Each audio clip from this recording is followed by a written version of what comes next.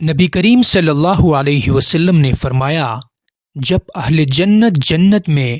اور اہل جہنم جہنم میں داخل ہو جائیں گے تو ایک آواز دینے والا ان کے درمیان کھڑا ہو کر پکارے گا کہ اے جہنم والو، اب تمہیں موت نہیں آئے گی، اور اے جنت والو، تمہیں بھی موت نہیں آئے گی بلکہ ہمیشہ یہی رہنا ہوگا۔ حضرت عبداللہ بن عمر رضی اللہ عنہما سے روایت ہے کہ رسول اللہ صلی اللہ علیہ وسلم نے فرمایا،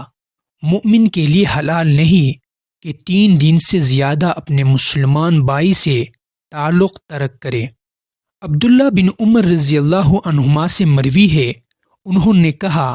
کہ نبی صلی اللہ علیہ وسلم سے سوال کیا گیا، لوگوں میں بہترین کون ہے؟ آپ نے فرمایا،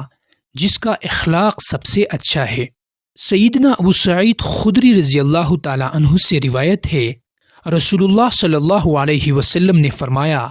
جو آدمی ایک دن میں 5 اعمال پر عمل کرے گا، اللہ تعالیٰ اسے جنت والوں میں لکھ دے گا۔ وہ 5 اعمال یہ ہے: مریض کی عیادت کرنا، جنازہ میں شریک ہونا، دن کا روزہ رکھنا، بروز جمعہ نماز جمعہ ادا کرنے کے لیے جانا،